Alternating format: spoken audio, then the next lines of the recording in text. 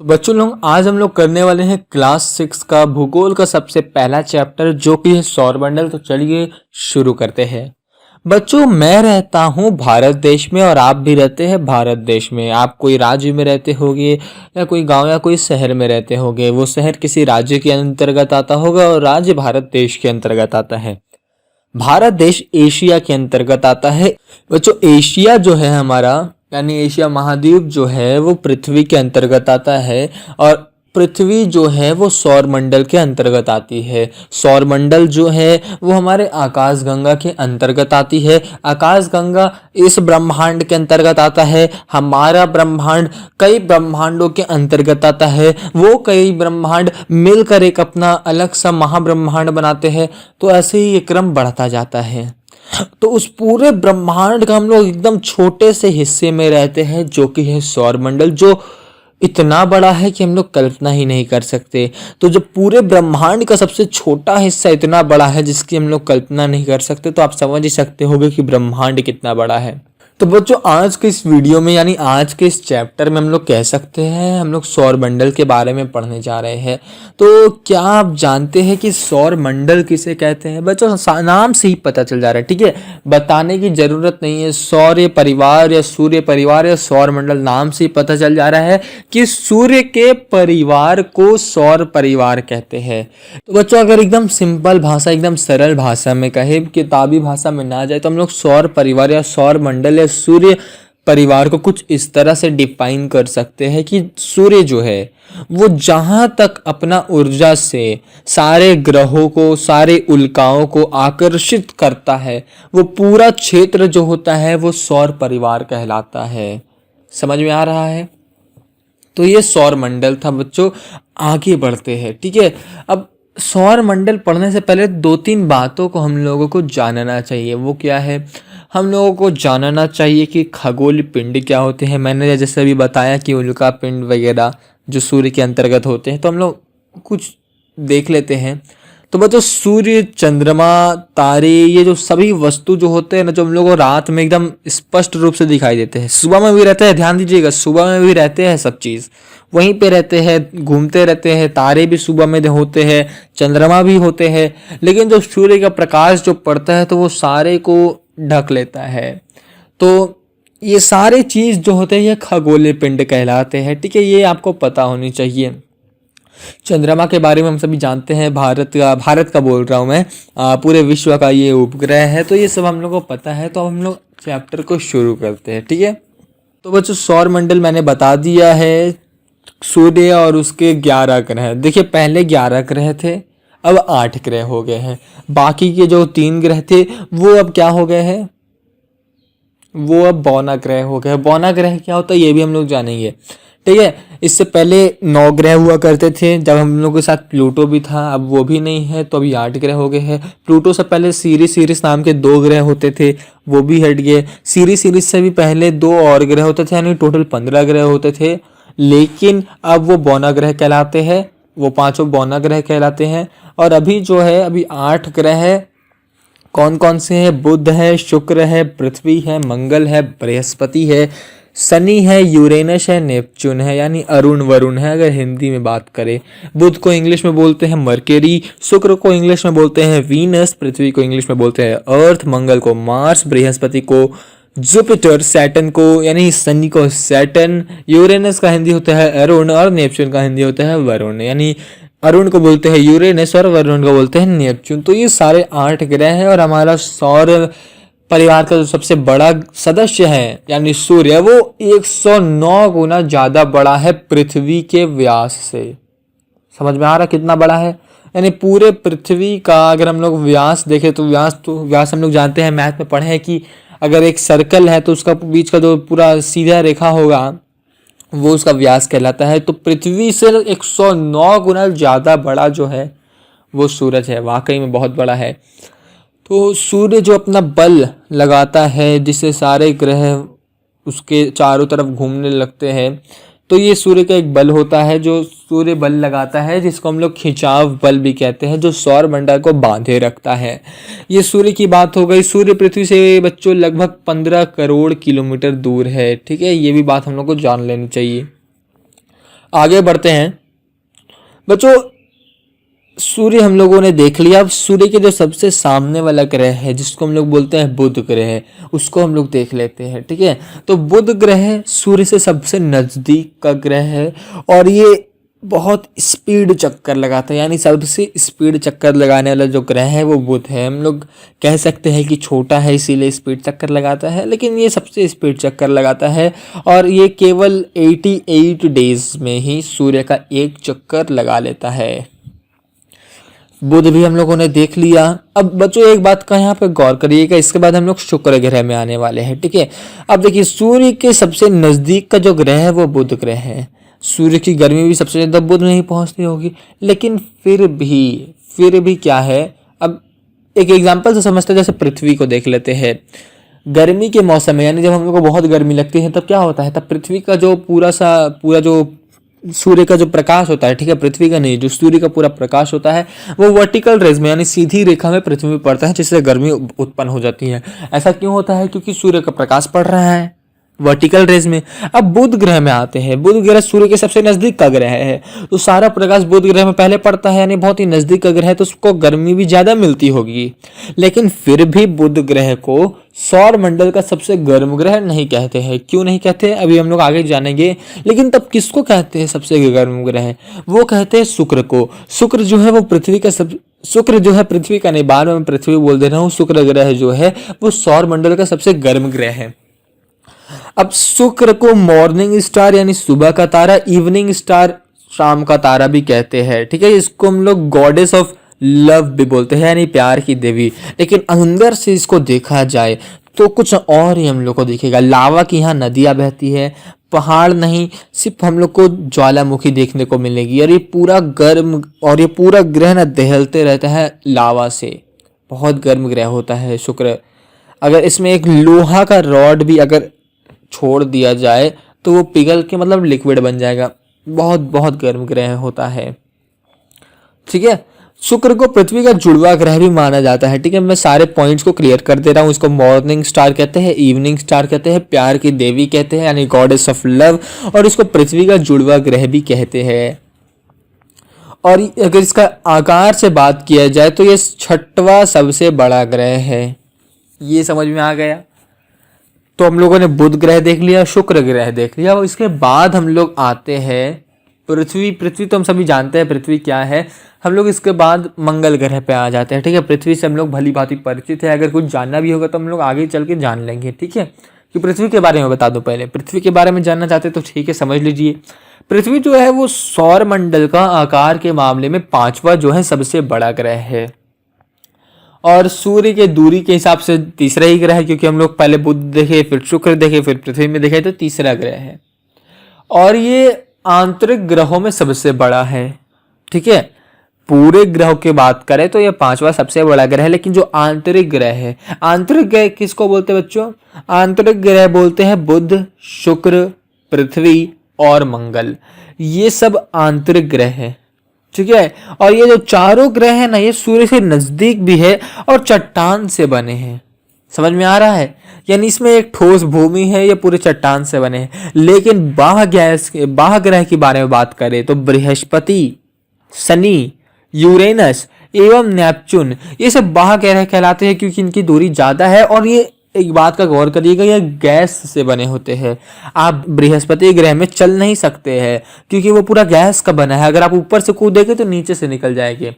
तो बच्चों, ये हम लोगों ने पृथ्वी के बारे में जान लिया। और भी बहुत सारे चीज़ है जो हम लोग पृथ्वी के बारे में जान सकते हैं, अभी मैं बता नहीं सकता क्योंकि बहुत ही लंबा हो जाएगा। अगर हम एक ग्रह को ही लेकर चलेंगे तो बहुत लंबा हो जाएगा। मैं मेन टर्म बता दे रहा हूँ। ठीक है, तो पृथ्वी के बारे में कुछ और भी चीज़ जान लेते हैं। तो पृथ्वी अपना पूरा जो ऊष्मा है, प्रकाश है, सब सूर्य से ही प्राप्त करती है। और जो कि सूर्य जो है वो पृथ्वी का सबसे नज़दीक का तारा भी है। और पृथ्वी की जो ध्रुव होती है, यानी ऊपर साइड और नीचे साइड, यानी पोल जिसको हम लोग बोलते हैं, नॉर्थ पोल और साउथ पोल। ठीक है, उत्तरी ध्रुव और दक्षिणी ध्रुव, ये चपटी होती है। और इसी के कारण इसको भू आभ कहा जाता है। भू आभ का मतलब होता है जो पृथ्वी के समान का आकार। ठीक है, समझ में आ रहा है? तो पृथ्वी हम लोगों ने देख लिया। पृथ्वी के बाद जो ग्रह है, जो बहुत ही रोचक ग्रह है और वैज्ञानिक इसके पीछे हाथ धोकर पड़े रहते हैं, वो है हमारा मंगल ग्रह। सब सोचते हैं मंगल ग्रह में जीवन है, और हो भी सकता है जीवन हो, मैं अभी पूरा श्योर नहीं हूं, ना साइंटिस्ट पूरे श्योर है। बच्चों मंगल ग्रह बहुत ही स्पेसिफिक या हम लोग कह सकते हैं यूनिक ग्रह है, ठीक है। अब जैसे पृथ्वी में ग्लोबल वार्मिंग बढ़ रहा है, तो पृथ्वी का जो अंत होगा वो हो सकता है ग्लोबल वार्मिंग से हो। ग्लोबल वार्मिंग जो होता है वो इंसान ही करते हैं अपने कूड़े कचड़े प्लास्टिक वगैरह से।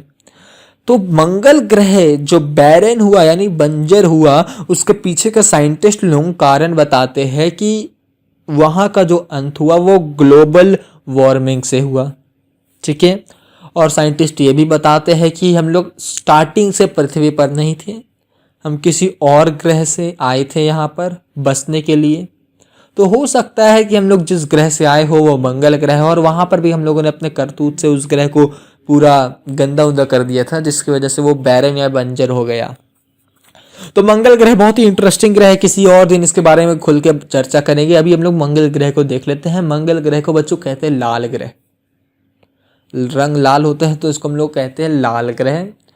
और ये पृथ्वी का लगभग आधा होता है, यानी छोटा है पृथ्वी से आधा होता है। और सूर्य से दूरी की बात करें तो वही चौथा ग्रह है।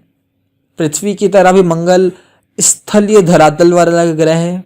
अपनी भौगोलिक विशेषताओं के अलावा मंगल ग्रह का घूर्णन काल और मौसमी चक्र पृथ्वी के समान है। ये भी एक इम्पॉर्टेंट फैक्टर है कि साइंटिस्ट इसके पीछे हाथ धोकर पड़े रहते हैं कि क्या हम इसमें जीवन खोज सकते हैं कि नहीं। अब जैसे पृथ्वी में हम लोग रहते हैं तो पृथ्वी की वातावरण की वजह से, पृथ्वी के तापमान की वजह से, ये अगर हम लोग उठ के शुक्र में चल जाएंगे तो हम लोग लावा बन जाएंगे। और अगर हम लोग कहीं दूर ग्रह में जाएंगे, जैसे बृहस्पति में तो हम लोग रह नहीं सकते, पहली बात जमीन नहीं है। मान लीजिए जमीन हम लोग बना भी लिए तो उसका तापमान बहुत ठंडा है, क्योंकि वो सूर्य से दूरी है, तो वहां भी हम लोग जा नहीं सकते। तो ऐसी स्थिति में हम लोग एक ऐसे ग्रह का तलाश कर रहे हैं जिसका मौसमी चक्र यानी मौसम, यानी उसमें भी ठंडा बरसात ऐसे मौसमी चक्र होता है ना, वो घूर्णन काल जो 365 दिन के सामान ही सूर्य के चक्कर लगा ले या किसी और तारे का चक्कर लगा ले, और जिसका तापमान भी पृथ्वी के लगभग ही हो, ताकि हम लोग वहां पर रहने की योग्य हो सके। तो मंगल ग्रह वैसा ही है, क्योंकि इसका घूर्णन काल, मौसमी चक्र, तापमान सब पृथ्वी के जैसा है। तो ये भी एक इंपॉर्टेंट फैक्टर है कि साइंटिस्ट लोग क्यों मंगल ग्रह को प्रेफर करते हैं बाकी सभी ग्रहों से ज्यादा। मंगल ग्रह बच्चों चौथा ग्रह था सूर्य की दूरी के अनुसार, और पांचवा में है सूर्य की दूरी के अनुसार बृहस्पति, सौरमंडल का सबसे बड़ा ग्रह है। बच्चों सूर्य से दूरी के अनुसार ये पांचवा ग्रह है, लेकिन ये सबसे बड़ा ग्रह है। और सारे ग्रहों से ज्यादा जो है वो बृहस्पति का उपग्रह होता है, ये सभी कहते हैं, लेकिन अभी ये गलत हो गया है। अभी शनि का सबसे ज्यादा उपग्रह होने लगा है आज के डेट में, ठीक है। ये लेटेस्ट अपडेट्स की अगर मैं आपको बात करूं, यानी आपको अगर जनरल नॉलेज दे दूं, तो शनि यानी अभी शनि में आएंगे हम लोग। शनि में है 82 उपग्रह और बृहस्पति में है 79 उपग्रह, यानी 79 उसमें तारे हैं। तो बृहस्पति के जो उपग्रह है उसमें से बहुतों उपग्रहों का खोज जो है वो गैलियो गैली ने की थी 1610 ईस्वी में अपनी दूरबीन की सहायता से, और उन्होंने शनि ग्रह को भी खोजा था। समझ में आ रहा है, बात क्लियर हो रहा है। अभी हम लोग शनि ग्रह में आ ही जाते हैं, क्योंकि बहुत बार हम लोगों ने शनि का नाम ले लिया है। ये सौरमंडल का सबसे सुंदर ग्रह है। इसके चारों ओर एक चमकीला छल्ला है, और सूर्य से दूरी के अनुसार ये छठा ग्रह है, और बृहस्पति के बाद ये दूसरा सबसे बड़ा ग्रह है। शनि के उपग्रह के बारे में मैंने आपको बता दिया है, 82 है, और जो सबसे बड़ा उपग्रह है वो है टाइटन, ठीक है, इसके उपग्रह का नाम है। तो शनि भी हम लोगों ने देख लिया। अब हम लोग के पास 2 ग्रह बचे हैं, उसके बाद हम लोग बौना ग्रह देखेंगे, फिर अपने चंद्रमा को देखेंगे, चैप्टर को कर देंगे समाप्त। क्वेश्चन आंसर आपको मैं करवा दूंगा। यूरेनस में आ जाते हैं, जो कि शनि के बाद है। सूर्य की दूरी के अनुसार ये 7वां सबसे बड़ा ग्रह है, और इसका जो आकार का अगर हम लोग बात करें तो ये तीसरा सबसे बड़ा ग्रह है। यूरेनस नेपच्यून के बारे में अभी तक वैज्ञानिकों को ज़्यादा पता नहीं चला है, तो बुक में भी ज़्यादा नहीं दिया गया है। लेकिन यूरेनस के चारों तरफ भी एक छल्ला होता है, यानी एक रिंग टाइप का होता है। नेपच्यून भी पूरे यूरेनस के जैसा है, मतलब दोनों जुड़वा भाई है। नेपच्यून का भी जो बनावट है, जो आकार है, वो पूरे यूरेनस जैसा है, लेकिन ये यूरेनस से थोड़ा सा छोटा है। हम लोग कह सकते हैं यूरेनस बड़ा भाई है, नेपच्यून छोटा भाई है। नेपच्यून पूरे सौरमंडल का चौथा सबसे बड़ा ग्रह है। आपको ये पूरा क्रम याद कर लेना होगा। जैसे देखिए ग्रहों का क्रम, ठीक है। ग्रहों का क्रम क्या है? सबसे पहले हमारा है बुध, शुक्र, पृथ्वी, मंगल, बृहस्पति, शनि, अरुण वरुण यानी यूरेनस, नेपच्यून। ये तो लाइन से हो गया ग्रहों का क्रम, ठीक है। आंतरिक ग्रह के बारे में आपको पता होना चाहिए। आंतरिक ग्रह किसको बोलते हैं? बुध, शुक्र, पृथ्वी, मंगल, ये आंतरिक ग्रह है। बाह्य ग्रह कौन से हैं? बृहस्पति, शनि, यूरेनस एवं नेपच्यून, ये सब बाह्य ग्रह यानी बाहरी ग्रह हैं। अब साइज के अनुसार यानी पूरे जो बड़ा से छोटा आपको पता होना चाहिए। सबसे बड़ा है बृहस्पति, उसके बाद है शनि, फिर है यूरेनस, नेपच्यून, पृथ्वी। पृथ्वी पांचवा सबसे बड़ा ग्रह है, पृथ्वी, वीनस, फिर है मंगल, सबसे छोटा हमारा है बुध। तो ये इस तरह से सारे क्रम आपको याद होनी चाहिए। यूरेनस की बात कर रहे थे तो हम लोग एक पॉइंट क्लियर कर दे रहे हैं कि विलियम हर्शल ने यूरेनस की खोज की थी, ठीक है, समझ में आ गया। अब जैसे कि पृथ्वी की में हम लोग बात कर रहे थे कि पृथ्वी का जो सबसे बड़ा जो पर्वत है वो है माउंट एवरेस्ट। तो क्या आप जानते हो, में लिखा है कि सौरमंडल का जो सबसे ऊंचा पर्वत है वो है ओलंपस मोन्स, और ये मंगल ग्रह पर स्थित है। तो देखिए जो यहां से भी एक बात क्लियर कर लीजिएगा, जो ऊंचे पर्वत होंगे वो हमारे आंतरिक ग्रह में होंगे, क्योंकि इनका जो बनावट है वो चट्टान से बने हुए हैं। बाह्य गैस से बने हैं, तो गैस ज्यादा बाह्य ग्रह में होंगे। तो पृथ्वी के बारे में हम लोगों ने देख लिया, सारे 8 ग्रहों के बारे में हम लोगों ने कवर कर लिया है। अब हम लोग आते हैं चंद्रमा में। पृथ्वी का एकमात्र उपग्रह चंद्रमा है, और ये इसका व्यास जो है वो पृथ्वी का 1/4 है। 1/4 मतलब आधा का आधा। यह इतना बड़ा इसलिए प्रतीत होता है, हम लोग रात में देखते हैं तो हम लोग को बड़ा दिखता है, सूर्य से बड़ा दिखता है, क्योंकि ये सबसे नजदीक का जो है हमारा खगोलीय पिंड है। और ये पृथ्वी से कितना किलोमीटर दूर है? ये पृथ्वी से दूर है 3,84,400 किलोमीटर, ठीक है। ये डिस्टेंस आपको याद कर लेना है। चंद्रमा के बारे में हम लोग बात करें तो ये तो पूरा जो पृथ्वी का चक्कर है वो 27 दशमलव कुछ दिन में लगाता है। हम लोग कह सकते हैं 27 दिन में पूरा कर लेता है। तो चंद्रमा का हम लोग एक ही भाग देख सकते हैं, पीछे वाला भाग नहीं देख सकते हैं। भारत के द्वारा जब चंद्रयान 2 जा रहा था तो वो चंद्रमा के पीछे वाले पार्ट में जा रहा था, लेकिन दुर्भाग्यवश वो पहुंच नहीं पाया। तो चंद्रमा के बारे में भी बात क्लियर हो गई होगी।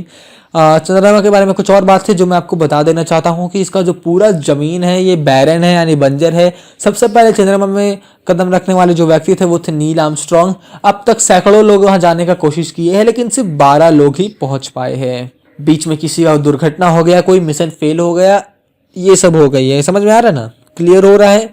अब इसके बाद हम लोग आते हैं, देखते हैं सौरमंडल में 8 ग्रह सभी उपग्रह के अलावा क्या है। तो हम लोग को सौरमंडल में अगर हम लोग जाएंगे तो हम लोग को देखने को मिलेगा क्षुद्र ग्रह, उल्का पिंड और बौना ग्रह। तो अगर क्षुद्र ग्रह की बात करें कि क्षुद्र ग्रह क्या होते हैं, तो मंगल है हमारा, मंगल एक ग्रह है, बृहस्पति भी एक ग्रह है। तो उन दोनों के बीच की कक्षाओं में क्षुद्र ग्रह पाए जाते हैं। समझ में आ रहा है क्या है ये क्या होते हैं? ये बहुत ही छोटे छोटे ना पत्थर के पिंड होते हैं, या बहुत ही छोटे छोटे तारे होते हैं, बहुत छोटे छोटे उपग्रह होते हैं, बहुत छोटे छोटे, ठीक है। ये सभी जो होते हैं ना, ये होते हैं हमारे क्षुद्र ग्रह, ठीक है। अब यही क्षुद्र ग्रह की पट्टी में एक बौना ग्रह है जिसका नाम है सीरिस, और ये 150 किलोमीटर के व्यास वाला एक बौना ग्रह है। बच्चों उल्का पिंड पर हम लोग आते हैं, उल्का पिंड देखते हैं क्या होता है। तो बच्चों उल्का पिंड 2 तरह से होता है। देखिए, एक होता है उल्का क्या होता है? उल्का अगर मैं आपको समझाऊं तो जो अत्यंत वेग से कोई भी पिंड पृथ्वी पर गिरता है वो उल्का कहलाता है। यहां तक क्लियर है उल्का किसे कहते हैं? अब देखते हैं उल्का पिंड किसे कहते हैं। हम लोग जानते हैं पृथ्वी के बाहर एक वातावरण है जिसे पृथ्वी की चादर भी कहते हैं। वो क्या करता है? बाहर से आने वाले वस्तु को जला देता है या नहीं आने से रोकता है। तो जब कोई भी उल्का पृथ्वी पर गिरते गिरते बच जाती है, वायुमंडल से बचकर पृथ्वी पर टकरा जाती है, उसको हम लोग उल्का पिंड कहते हैं। उल्का पिंड क्लियर हो गया होगा। अब बच्चों हम लोग बात करते हैं मानव निर्मित उपग्रह के बारे में। उपग्रह क्या होता है, हम लोगों ने जाना कि उपग्रह जो ग्रह के चारों चक्कर लगाता है वो उपग्रह कहलाता है। लेकिन वैज्ञानिकों ने दूर संचार यानी टेलीविजन के लिए, रेडियो के लिए, हमारे नेटवर्क के लिए बहुत सारे कृत्रिम उपग्रह छोड़े हैं। इसके अलावा मिलिट्री सपोर्ट के लिए यानी सैनिकों के लिए, उनको सपोर्ट करने के लिए, सुरक्षा के लिए भी कई कृत्रिम उपग्रह छोड़े जाते हैं जो पृथ्वी के चारों ओर घूमते हैं और अपना कार्य करते हैं। तो इसको कृत्रिम उपग्रह कहते हैं। इसमें एक जनरल नॉलेज वाला मैं बात बता दे रहा हूं कि स्पुतनिक 1 जो था वो पृथ्वी का सबसे पहला, ठीक है, पृथ्वी का सबसे पहला मानव निर्मित कृत्रिम उपग्रह था।